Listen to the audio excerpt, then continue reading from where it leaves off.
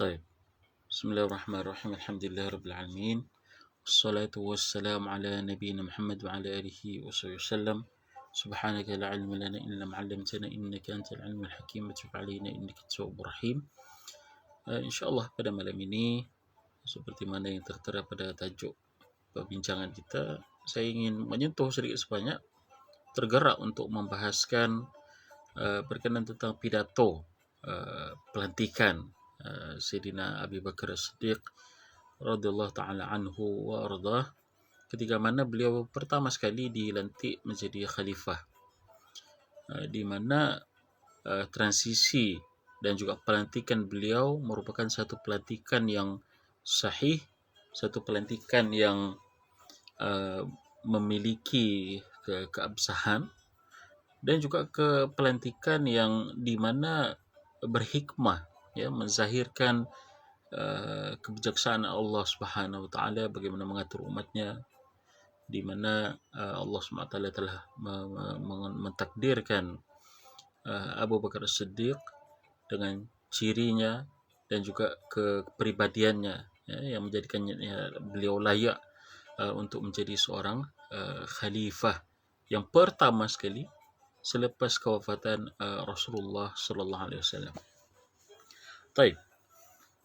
Jadi sebelum kita masuk ke dalam pidato ini, saya ingin ceritalah sedikit sebanyak macam mana pelantikan dan juga isu yang berkisar sekitar pelantikan beliau radhiyallahu taala anhu sebagai khalifah. Seperti mana yang maklum, Rasulullah sallallahu alaihi wasallam wafat, meninggalkan umat Islam pada 12 Rabiul Awal tahun 11 Hijriah. Dan ketika itu kewafatan Rasulullah SAW tidak diterima. Maksudnya tidak diterima, orang tidak percaya, ya, orang tidak percaya kerana apa? Baru saja beberapa bulan yang lepas mereka melaksanakan haji bersama dengan baginda sallallahu alaihi wasallam. Dan haji itu yang kita kenali sekarang ini sebagai Hajjatul Wada' pada 10 Hijriah. Jadi pada tahun selepasnya, yakni Zulhijjah, Muharram, Safar, Rabiul Awal, Rabiul Akhir. Rabiul Awal ini Rasulullah SAW wafat.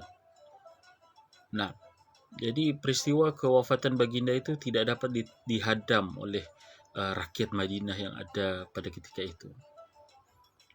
Huru-hara, apa yang akan jadi kepada kita? Sayyidina Umar radhiyallahu taala anhu pada ketika itu diriwayatkan bahawa beliau menghudus pedangnya ketika berita kewafatan Rasulullah SAW sampai kepada beliau, dan memang sebenarnya mereka sudah tahu bahawa Rasulullah SAW sebelum itu sudah sakit, ya, lebih kurang beberapa minggu sebelum kewafatan baginda. Baginda sudah jatuh sakit dan tidak dapat menjadi imam, ya, menjadi imam kepada umat Islam di Masjid Nabawi pada ketika itu. Dan baginda memerintahkan agar sahabatnya dan juga penolongnya ini, Sayyidina Abu Bakar As-Siddiq radhiyallahu taala anhu, memimpin solat, ini menjadi imam pada ketika itu. Rasulullah SAW ketika melihat umat Islam sembahyang di belakang Abu Bakar As-Siddiq, baginda senyum, ya, kerana rumah baginda itu bukan setakat berhampiran tapi melekat dengan dinding masjid.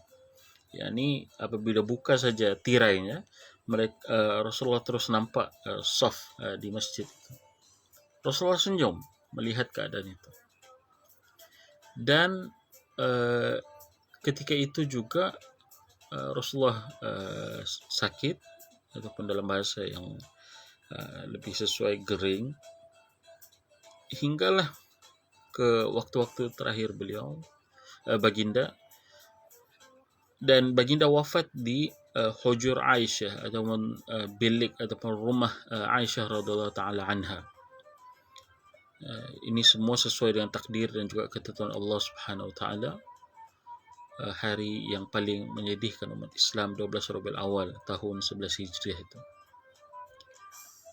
Kemudian pada ketika berita kewafatan baginda sampai ke seluruh Madinah, yang berlaku ialah orang-orang Madinah tidak percaya Rasulullah SAW meninggal dunia.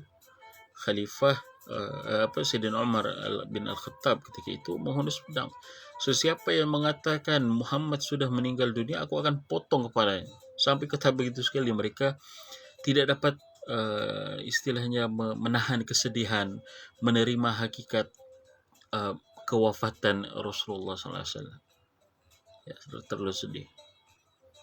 Sehinggalah ini ketika itu Sayyidina Ali, Fatimah, keluarga baginda dan juga istri-istri baginda yang lain sibuk menguruskan jenazah baginda SAW.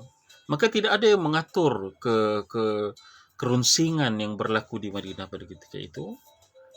Apa yang berlaku ialah Sayyidina Abu Bakar pergi kepada khalayak ramai dan juga berucap meredakan kerisauan umat. Sekiranya kamu menyembah Muhammad, maka Muhammad sudah meninggal dunia. Tetapi sekiranya kamu menyembah Allah Subhanahu wa taala, fa innahu hayyun la yamut. Allah Subhanahu wa taala itu hidup dan tidak selama-lamanya akan mati. Dan ketika itu barulah ketenangan, orang-orang sudah mulai tenang dan juga sudah mula orang bilang sudah mula boleh proses kesedihan ini. Dan ketika itu berlaku semacam kerisauan yang lain selain daripada kewafatan Rasulullah SAW. Yakni kerisauan macam mana untuk melantik siapa yang mengganti Rasulullah SAW dalam urusan kepimpinan. Kerana Madinah pada ketika itu sudah umpamanya menjadi sebuah negara kota, ya, city state of Madinah pada ketika itu, di mana dia ada hierarkinya, ada askarnya, ada hartanya sendiri, ini zakat, ada ekonominya, dan perlu kepada seorang yang mengatur dan juga meneruskan urusan politik di Madinah pada ketika itu. Dan menjadi kerisauan bagi semua para sahabat yang kibar khususnya. Kerana bagaimana hidup tidak ada pemimpin, ya, kita kalaulah diserang pada ketika itu, siapa yang akan bersuara, siapa yang akan memimpin umat, semua akan berparakan, semua akan masing-masing menyelamatkan diri sendiri, tidak ada chain of command daripada atas. Dan hal itu juga boleh berlaku pada zaman kita sekarang ini, ya, di mana kita risau bila mana kita tidak ada pimpinan, orang akan menceroboh dan seumpama itu boleh sekali berlaku. Jadi kibar sahabat pada ketika itu mula mengusulkan, saya tidak katakan mereka bergaduh, tetapi ketegangan itu sudah ada, ya. Mereka saling mencalonkan. Kami orang Aus, orang Khazraj lebih layak kerana kamilah Ansar, kamilah orang di tempat di tanah ini. Kamilah orang di Madinah itu. Madinah itu basically tanah diorang, negara diorang. Diorang mencalonkan. Ini masing-masing daripada kabilah masing-masing mencalonkan seorang wakil. Begitu juga daripada kaum kaum Muhajirin pun mencalonkan ketika itu. Mereka sudah berbincang, ya, di satu tempat yang dinamakan sebagai Saqifah Bani Sa'idah.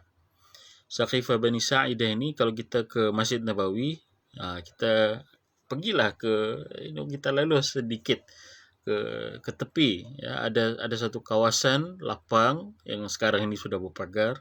Saya tidak tahulah, ya, the last time I went there, dia masih lagi berpagar, dijadikan taman Saqifah itu, tempat perkumpulan Bani Sa'idah, di mana tempat itu sangat bersejarah, tempat yang di mana mereka berkumpul dan saling berbincang secara matang, kerana isu ini melibatkan isu security, isu keamanan dan juga kelangsungan kehidupan Madinah sebagai sebuah negara kota yang telah terbina dengan baik itu. Okey. Jadi sudah ada perbahasan sana sini, calon mencalonkan. Maka ketika itu uh, Abu Bakar radhiyallahu taala anhu pergi ke Saqifah Bani Sa'idah. Dengar ini, terpaksa tinggalkan uh, urusan mengatur jenazah baginda sallallahu alaihi wasallam, kerana isu ini terlalu genting. Ya, kalau tidak ada pengimbangnya, ditakuti Aus dan Khazraj ini akan berperang. Maka perlu ada pihak ketiga, Muhajirin. Muhajirin sebagai peimbang pada ketika itu. Pergi ke Saqifah bin Sa'idah, Abu Bakar dan juga Umar radhiyallahu taala anhum. Ya, apabila mereka pergi ke sana, mendengar masing-masing hujahan, macam saya katakan tadi itu secara umum saja. Of course lah, yang dipilih itu pun bukan orang-orang biasa ya. Yang dipilih oleh Aus dan Khazraj ini bukan orang-orang biasa, dia kibar sahabat juga. Tetapi akhirnya Abu Bakar menyampaikan hadis Nabi SAW, sesungguhnya para immah itu min Quraisy, para pemimpin itu daripada keturunan Quraisy. Maka daripada bani-bani Arab yang lain bukan tidak boleh menjadi pemimpin, tetapi dalam keadaan Bani Quraisy ada di dalam satu tempat, maka perlulah diutamakan Bani Quraisy ini menjadi pemimpin. Ketika itu Abu Bakar mengusulkan Sayyidina Umar. Tapi Sayyidina Umar kata tidak. Dia salam tangan Abu Bakar pada ketika itu, dalam setengah riwayat. Dia salam tangan Abu Bakar dan berbai'ah kepada Abu Bakar. Maka ketika itu checkmate lah. Ya. Seakan-akan dalam konteks kita ini macam titah diraja itulah ya, mencekmetkan perbincangan dan juga isu-isu yang lain. Maka salam, ya, beliau salam tangan Abu Bakar radhiyallahu taala anhu, dan akhirnya semua pun bersepakat, daripada Aus dan Khazraj pun setuju ya untuk melantik Abu Bakar radhiyallahu taala anhu kerana fadail yang dimiliki oleh Abu Bakar ini tidak terperi banyaknya. Ya, menjadi rakan seperjuangan yang rapat. Beliau juga senior ya, umur beliau, dan juga Rasulullah SAW bezanya Abu Bakar ini muda 2 tahun lebih saja. Jadi seniority itu ada pada Abu Bakar radhiyallahu taala anhu, dan Abu Bakar radhiyallahu taala anhu ketika mana orang-orang Islam di orang-orang Islam di mana di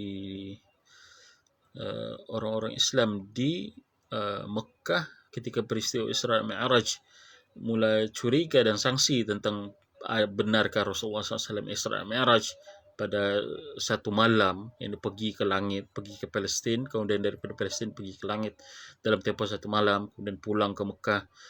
Orang ramai sudah mula mempersoalkannya. Abu Bakar As-Siddiq kata, kalaulah itu datang daripada mulut Rasulullah SAW, maka itu benar. Maka sebab itulah beliau dinamakan sebagai As-Siddiq, orang yang membenarkan dan juga mengiyakan. Siapa ni?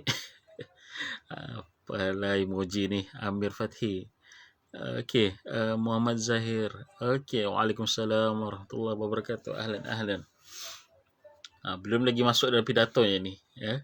Ini baru cerita background macam mana pidato Abu Bakar ini muncul. Okey. Jadi selepas selesainya peristiwa Thaqifah Bani Sa'idah dan rentetan daripada itu, semua pun sudah selesai diaturkan. Ketika itu, ini menurut ulama ahli sunnah wal jamaah, Abu Bakar radhiyallahu taala anhu dilantik sebagai khalifah bi ijma'il muslimin, dengan kesepakatan seluruh umat Islam. Ya, berarti semuanya yang ahlul hilli wal aqdi dan juga ahlul ijtihad yang ada di Madinah pada ketika itu pun bersetuju dengan pelantikan Abu Bakar radhiyallahu anhu sebagai khalifah atas sebab-sebab yang telah saya sebutkan tadi, di antaranya sebagai kuasa pengimbang. Kalau tidak dibiarkan Aus dan Khazraj memilih, maka dua kabilah Ansar ini akan berperang. ya, dua kabilah Ansar ini akan berperang, maka perlu yang ketiga, ya, perlunya Muhajirin daripada Bani Quraisy ada di situ, dan juga memposisikan diri mereka, menempatkan diri mereka sebagai pemimpin supaya keadaan Madinah menjadi stabil. Okey. Kemudian selepas beliau radhiyallahu taala anhu dilantik, beliau tahu pribadi beliau ini adalah orang yang lembut. Lembut dalam arti kata apa? Dia ini disifatkan oleh anaknya sendiri, Aisyah radhiyallahu taala an, mata bapa beliau ini Sayyidina Abu Bakar lah, ya, masuk ke dalam, cengkung masuk ke dalam, dan hitam. Kenapa hitam? Kerana kathratul buka, kerana begitu banyak menangis. Ini hatinya sensitif. Ini yang saya maksudkan lembut di sini. Dan pun lembut begitu, beliau radhiyallahu ta'ala anhu memiliki ketegasan. Ketika mana perlu tegas, ya tegas mengambil keputusan, seperti mana yang berlaku pada peristiwa Bani Saqifah Bani Sa'idah, dan juga peristiwa-peristiwa yang lain di dalam sewaktu beliau menjadi khalifah radhiyallahu ta'ala.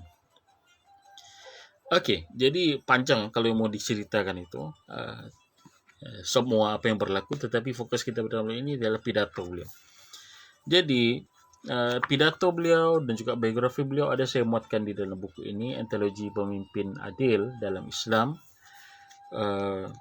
di mana ada menceritakan secara ringkaslah biografi beliau, di mana beliau ini hanya memerintah 2 tahun lebih saja, ya. Dalam tempoh 2 tahun lebih itu beliau telah mampu meredakan fitnah yang terbesar yang berlaku dalam umat Islam pada zamannya, fitnatul riddah, ialah selepas Rasulullah SAW wafat, orang yang khususnya berada jauh daripada Madinah sudah mula murtad, ini tidak wala lagi kepada Madinah.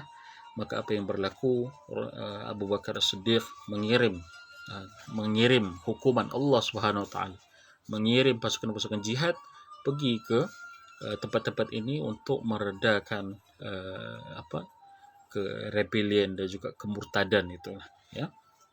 Okey, jadi ucapan beliau ataupun pidato beliau kalau di dalam buku ini dalam muka surat 95.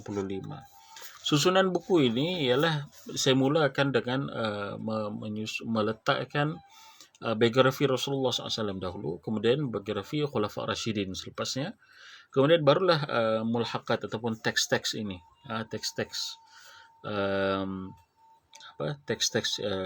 ucapan-ucapan, surat-surat yang berkait dengan Khulafa Rashidin, dan juga dibawakan juga di sini surat risalah Hasan al-Basri kepada Khalifah Umar bin Abdul Aziz rahmatullah alaih. Jadi apa yang beliau pidatokan ketika dilantik menjadi khalifah? Kata beliau, Ayyuhan nas, inni qad wullitu alaikum wa lastu bi khairikum. فإن رأيتموني على حق فأعينوني وإن رأيتموني على باطل فسددوني أطيعوني ما أطعت الله فيكم فإذا عصيته فلا طاعة لي عليكم ألا إن أقواكم عندي الضعيف حتى آخذ الحق له. Ini kata beliau menjelaskan polisinya. وأضعفكم عندي القوي حتى آخذ الحق منه وأقول قولي هذا وأستغفر الله لي ولكم. Saya terjemahkan, ya, saya telah terjemahkan, saya bukan bawa matan saya terjemahkan sekali di sini, ya. Jadi terjemahnya di sini kata Abu Bakar radhiyallahu ta'ala anhu, wahai sekalian manusia, sesungguhnya hadaku telah dilantik sebagai ketua kepada kamu, wullitu alaikum walastu bi khairikum, kata beliau, dan aku ini bukanlah orang yang terbaik daripada kalangan kamu. Subhanallah. Ini tawadhu', ya, tawadhu' daripada beliau radhiyallahu ta'ala. Dalam keadaan beliau tahu seniority beliau, dan juga kedudukan beliau yang begitu rapat, dan juga isyarat-isyarat yang diberikan oleh Rasulullah SAW, seperti mana Rasulullah perintahkan beliau untuk memimpin solat, memimpin jemaah, ya, menjadi imam di Masjid Nabawi ketika Rasulullah gering. Ini alamat-alamat ini beliau tahu. Dan juga ketika mana turunnya surah ada satu surah An-Nasr, tidak silap saya. Nah, beliau menangis karena ketika itu beliau tahu bahwa Rasulullah SAW sudah habis perjuangannya dan bakal kembali ke rahmatullah. Beliau tahu kedudukannya, tetapi dalam keadaan begitu pun beliau begitu tawadhu kepada rakyatnya. Yani walastu bi khairikum radhiyallahu ta'ala anhu. Kalaulah kita dapat melihat orang-orang yang sebegini, yang begitu tawadhu, yang tidak meninggi diri, yang buat kerja, yang subhanallah, dan alangkah seronoknya kita, dan kita pun akan sokong orang-orang begini. Oke, apa kata beliau lagi? Sekiranya kamu melihat daku di atas kebenaran, maka bantulah daku. Sekiranya kamu melihat daku di atas kebatilan, maka betulkanlah daku. Ini polisi pertamanya. Dia kata, kalau kamu nampak aku buat betul, tolong. Segala polisi-polisi aku, apa-apa yang aku perintahkan yang ma'ruf, yang baik, yang betul, ikut. Ini. Tapi kalau apa yang aku perintahkan itu perkara yang batil, maka saddiduni, maka betulkanlah aku. Betulkanlah aku. Janganlah khuruj. Janganlah memberontak, tetapi betulkanlah. Ini polisi Abu Bakar As-Siddiq, ya. Begitu syafafiyah, transparansi, dan juga jelas chain of command. Kalau aku buat betul, tolong aku. Tapi kalau aku buat salah, betulkan aku. Subhanallah. Kemudian beliau sambung lagi, taatlah kepadaku selama mana aku taat kepada Allah pada urusan memimpin kamu, fikum. Sekiranya daku menderhakainya, maka tiadalah kewajiban ke atas kamu untuk mentaatiku. Subhanallah. Ya, ini sesuai dengan firman Allah Subhanahu wa taala. Yani ati'u Allah wa ati'u Rasul wa ulil amri minkum. Yang dapat didahulukan Allah Subhanahu wa taala sebelum Rasul dan juga ulil amri, kerana mentaati Allah Subhanahu wa taala itu menjadi priority, ya. Begitu juga Rasulullah SAW bersabda dalam hadis yang sahih, diriwayatkan oleh Imam Ahmad di dalam musnadnya, la ta'ata li makhluq fi ma'siyatil khaliq sallallahu alaihi wasallam.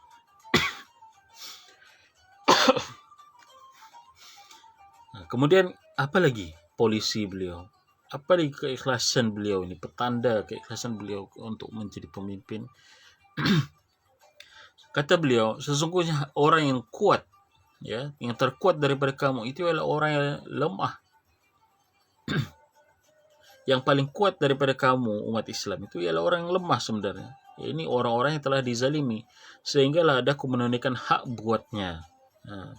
Sesungguhnya orang yang terlemah daripada kamu itu ialah orang yang kuat yang telah menzalimi, hinggalah aku mengambil semula hak daripadanya untuk dikembalikan kepada pemiliknya. Ini polisi beliau untuk berlaku adil, ya, dan juga tidak menzalimi, dan juga membantu mengembalikan raddul zulm, menghapuskan kezaliman daripada masyarakat beliau. Wa aqulu qawli hadza, demikianlah aku mengucapkan kata-kataku, dan aku memohon ampun daripada Allah buatku dan juga buat kamu, radhiyallahu taala anhu. Ya. Inilah pidato yang sebenarnya telah membuka fikiran ramai orang dan juga menjadi ikutan ramai para ulama ketika mana mereka berani menegur para pemerintah kerana mengikuti isi kandungan pidato Sayyidina Abu Bakar ini. Walaupun pemerintah itu tidak diketahui sama ada dia itu jenis mendengar kata-kata ulama ataupun tidak, tetapi kerana melihatkan bagaimana Abu Bakar radhiyallahu anhu sanggup menerima, maka sewajarnya sebagai seorang pemimpin Islam juga menjadi orang yang lebih responsif dan juga menjawab lah ya, dan juga menjawab ke persoalan-persoalan dan juga menjawab kemusykilan-kemusykilan yang timbul dalam masyarakat, dan khususnya menerima teguran-teguran dan nasihat-nasihat daripada orang-orang yang baik. Ini polisi Abu Bakar radhiyallahu taala anhu. Dan selepas pemerintahan beliau, ini of course dalam tempoh 2 tahun lebih itu, kalau dalam pikiran kita sangat singkat kan, 2 tahun lebih tidak terasa. Tetapi dalam tempoh 2 tahun lebih itu pun, ini subhanallah, beliau telah banyak melakukan perubahan. Pertama sekali, sumbangannya itu Harbur Riddah, itu mematikan api-api pemberontakan dan juga kemurtadan daripada umat. Ini sumbangan yang besar, yang hebat, yang kita tidak boleh pandang rendah lah ya, subhanallah. Begitu juga beliau telah memerintahkan agar Al-Quran dikumpul buat pertama kalinya ya. Al-Quran dikumpul disatukan di dalam sebuah mushaf. Ini pada zaman Abu Bakar ini. Kerana apa? Selepas daripada Harbur Riddah itu di Yamamah, apa yang berlaku ialah qurra orang-orang yang menghafal Al-Quran daripada kalangan umat Islam pada ketika itu, yang semuanya meninggal syahid di fisabilillah. Maka yang menimbulkan kerunsingan kepada Sayyidina Umar radhiyallahu anhu pada ketika itu ialah apabila Al-Qurra ini makin sedikit, dan juga dan Al-Quran ini khawatir hilang ataupun tidak dapat diselamatkan, maka beliau mengesyorkan kepada Abu Bakar radhiyallahu taala anhu untuk memerintahkan ini, menyusun satu lajnah, menyusun satu tim, menghimpunkan isi kandungan Al-Quran itu ke dalam satu kitab, dan pada zaman beliau lah ya diperintahkan itu. Berjaya. Dan mushaf itu selepas kewafatan beliau diserahkan kepada Sayyidina Umar, dan selepas kewafatan Sayyidina Umar diserahkan kepada Hafsah, isteri Rasulullah SAW, dan juga anak kepada Sayyidina Umar radhiyallahu taala anhu. Nah, begitu juga sumbangan beliau ialah pacify ya. Ketika ini satu kaedah yang mungkin ramai sahabat-sahabat tidak berapa biasa. Ketika mana seorang pemimpin baru naik, ini pada zaman dahulu lah ya. Ketika mana seorang pemimpin baru naik, dia kena buat satu skirmish battles, series of skirmishes battles ya. Perlawanan ini sekadar untuk tunjukkan yang dia ini merupakan pemimpin negara yang baru. Dia kena hantar ya pasukan-pasukan ini, pasukan tenteranya pergi ke hudud ataupun ke batas-batas negara, buat sedikit kacau dan juga menandakan kawasannya, begitu. Ini satu taktik yang biasa. Ini sejak daripada zaman dulu, dan saya tidak tahulah kalau zaman sekarang ini masih diamalkan ya. Tetapi apa yang dibuat oleh Sayyidina Abu Bakar bukan setakat membuat kacau, bukan buat kacau ya, tetapi pacify kawasan itu, mendamaikan kawasan itu, dan juga meletakkan kawasan itu di bawah jajahan umat Islam.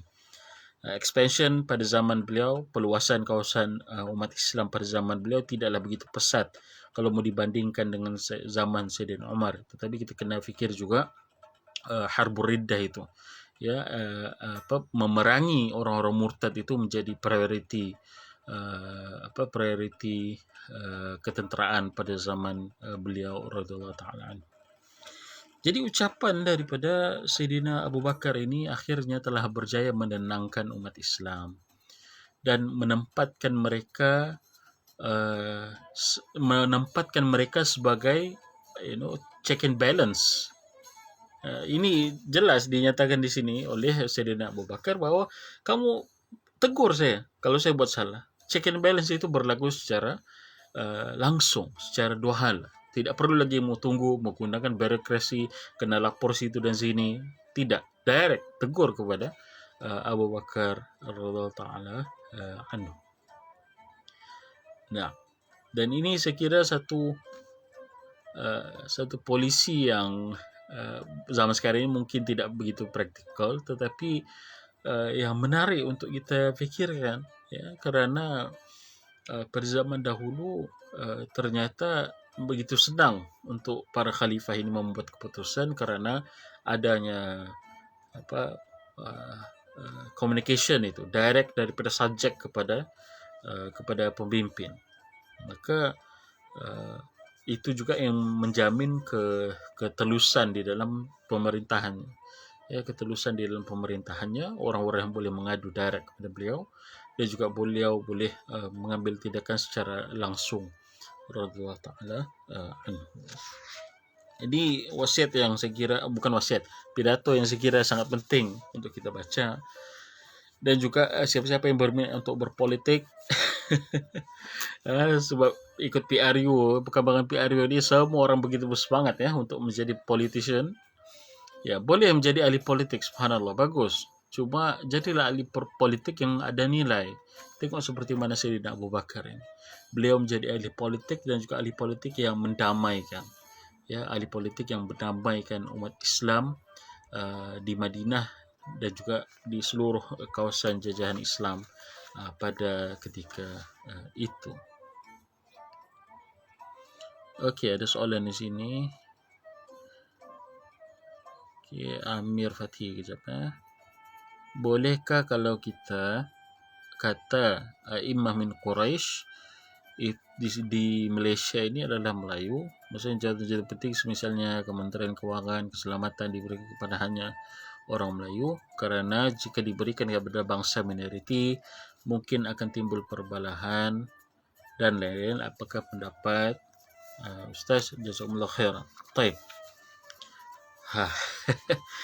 Semua orang boleh berpendapat ya, kerana ialah ya, masing-masing dengan ijtihad masing-masing. Tetapi untuk tanzil, kita ambil A'immah min Quraisy itu, kita ambil letakkan dia kepada konteks kita di Malaysia sebagai orang Melayu, saya kira kurang tepat. Sebab A'immah min Quraisy ini, hadis ini ditimbulkan ketika mana berlakunya perbalahan di Madinah, ya, di Madinah. Jadi atas A'immah itu kenapa ditimbulkan di situ? Karena untuk menjadi untuk memposisikan bangsa Quraisy sebagai sebagai orang yang hakam ataupun orang yang menentukan siapakah yang layak. Maka hadis ini dia bukanlah semata-mata hadis yang macam hadis-hadis yang lain dihafal kemudian disampaikan begitu, tetapi juga hadis ini disampaikan bersesuaian dengan konteks dan juga pentafsiran semasa. Kalau kita mau tanzil hadis ini kepada al-a'immah min Melayu, ini akan menimbulkan kegusaran, ya, kegusaran kepada kita sebenarnya, ya, menjadi masalah kepada kita kerana bukan semua orang Melayu itu baik. Yang kita perlukan ni pemimpin yang baik. Jadi pemimpin yang baik, pemimpin yang adil. Kalau kita kembalikannya kepada bangsa, dan bangsa itu pula, kalau kita tengoklah sepanjang tempoh pemerintahan bangsa kita, apa yang telah berlaku dan juga apakah skandal-skandal yang telah berlaku, maka yang telah melakukan 1MDB itu juga Melayu, kalau kita mau katakan begitu. Yang telah melakukan segala macam apa yang berlaku di Memali itu juga Melayu. Yang melakukan segala macam perkara-perkara yang merisaukan itu juga Melayu. Jadi meletakkan A'immah min Melayu itu jadi macam muskil, ya. Kita tidak saya rasa itu perlu kepada penghalusan, kerana kita mau melantik pemimpin ini ialah pemimpin yang pertama sekali dia baik, dia kompeten, ya, qawiyun amin, yang qawiyun amin, yang kuat, yang amanah dalam menunaikan tugas dia, dan juga dia itu orang yang walaknya kepada Malaysia, walak dia kepada negara ini.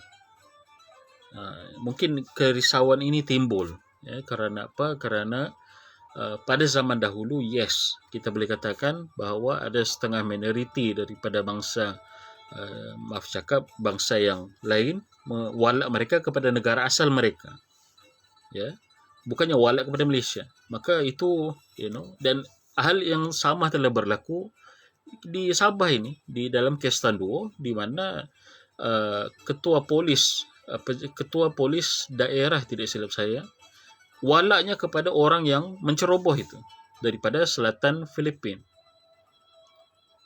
Maka melantik orang itu, walaupun dia orang asal di Malaysia ini, orang dim ataupun menjadi muskil.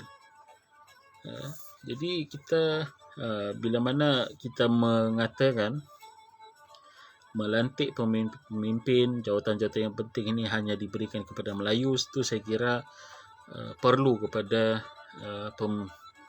penghalusan, ya, perlu kepada penghalusan, kerana Rasulullah SAW ini telah bersabda dalam hadis yang banyak, orang yang paling bertakwa bukan ditentukan oleh warna kulit, bukan ditentukan oleh bangsanya, tetapi oleh ketakwaan di dalam hatinya. Dan dalam konteks Malaysia, the same case, kaedah yang sama juga mutarid yang boleh yang terguna pakai, ya. Dan juga kalau kita tengok dalam dalam kisah Nabi Yusuf alaihissalam, ketika mana Nabi Yusuf alaihissalam mencalonkan dirinya sebagai seorang menteri, ya, beliau tidak melihat bangsanya. Baginda alaihissalam tidak melihat bangsa baginda. Baginda adalah orang daripada Bani Israel yang berada di Palestin, memerintah bangsa Hyksos yang ketika itu memerintah di Mesir. Jadi macam mana, ya? Apa yang menjadi penimbangnya itu? Penimbangnya sudah tentu ialah good governance itu tadi, dan juga al-quwwah wal amanah, kekuatan dan juga amanah di dalam memimpin. Dan cuma muskilnya hal ini, kaedah ini dia tidak kita akan tahu melainkan sesudah kita try untuk lantik seseorang itu. Dia macam apa orang kata, kita cubalah try test, try test error. So kadang-kadang sudah nasi menjadi bubur, orang-orang yang bermasalah ini mendapat jawatan, ya. Tapi kita boleh melihat imarat ataupun petanda-petanda yang ada pada orang itu. Kalaulah dia itu terkenal berbohong sebelumnya, sudah tentulah selepas mendapat jawatan dia juga terkenal sebagai seorang yang suka berbohong. Itu antara petanda orang yang kita kena jauhkan daripada kerusi kepimpinan, apatah lagi menjauhi jawatan-jawatan yang penting ini. Tetapi ala kulli hal, semua ini kembali kepada ijtihad. Ini pendapat saya, dan juga orang lain juga boleh berpendapat. Yes, karena isu bangsa minoriti, bangsa majoriti ini bukan isu di Malaysia saja, ya. Kalau kita tengok di Indonesia juga isu bangsa yang sama, di Amerika juga apatah lagi, ya. Sampai ke sekarang ini baru sekali ada presiden Amerika yang berkulit hitam. Kalaulah betul negara itu mengamalkan konsep liberty, konsep keadilan, konsep kesaksamaan, ya, kenapa baru sekarang ini kita melihat adanya orang yang ada satunya, Barack Obama lah, ya, satu-satunya presiden Amerika Syarikat yang berkulit hitam. Kenapa tidak boleh sebelumnya? Berarti itulah, ya, isu bangsa ini merupakan isu yang sensitif, dan saya secara peribadi begitu terkesan dengan apabila melihat, ya, bahan-bahan kempen PRU baru-baru ini daripada mana-mana pihak lah, sama ada daripada Melayu ataupun yang bukan Melayu pun sama, ada rasisnya, ada yang jahatnya, yang tidak baik. Itu semua kita kena tolak, ya, itu semua kita kena tolak dan juga kena kritik. Kerana apa? Kita kena terima hakikat, kita di Malaysia hidup di dalam sebuah negara yang majmuk pelbagai bangsa, pelbagai agama.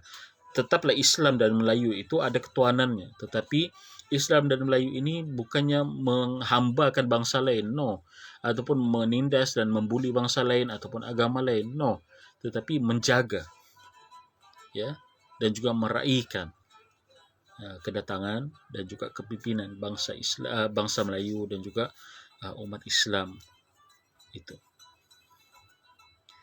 Jadi, okey, nah, sama-sama fiikum barakallah. Jadi itulah ya, saya kira penting untuk kita sama-sama hayati isu kepentingan keamanan ini, ya. Bukannya senang kita orang kata sampai ada yang mengadu, ya. Kita pula yang sibuk fikir masalah pemimpin. Of course, sebab apa, macam sebab yang saya telah bahaskan pada awal tadi, kalau kita tidak ada pemimpin, chain of command kita tidak ada. Kalau orang tiba-tiba datang merusuh, orang tiba-tiba datang mau mengucar-ngacirkan negara kita habis. Akan adalah korban-korban yang akan berlaku.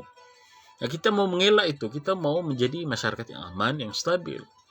Dan itulah yang insyaAllah kita akan lihat di dalam beberapa tempoh yang akan datang ini. InsyaAllah kita harap dan mendoakan kebaikan kepada pimpinan Datuk Seri Anwar Ibrahim dan juga orang-orang yang bakal dilantik beliau sebagai exco beliau, sebagai pimpinan, sebagai kabinetnya. Kita mendoakan agar semoga Allah SWT menjaga beliau dan juga menjaga pimpinan kita, sultan-sultan kita, ya. Kita ni wallahi kalau tidak ada sultan, letakkan dekri minta parti-parti ini untuk buat coalition, buat bukanlah coalition, buat unity government itu, buat CSA.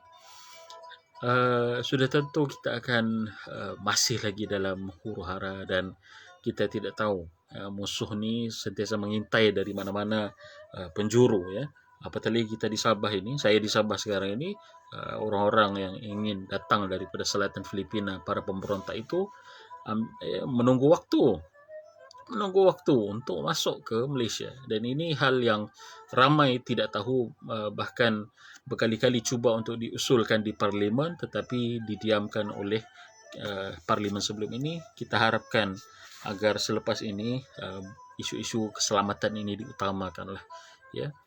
Wallahu alam. Jadi bagi sahabat-sahabat yang ingin membaca lagi biografi Sayyidina Abu Bakar radhiyallahu ta'ala anhu dan juga pidatonya tadi, boleh dapatkan buku ini, Antologi Pemimpin Adil dalam Islam, Teladan Rasulullah dan juga Khulafa Rasyidin, yang telah saya kumpulkan. Ini telah diterbitkan 2019 dan saya sangat syorkanlah untuk dibaca. Wallahu a'lam. Aku qouli hadza wa astaghfirullah li wa lakum. Subhanakallahumma wa bihamdik, asyhadu an la ilaha illa anta, astaghfiruka wa atubu ilaik. Assalamualaikum warahmatullahi taala wabarakatuh.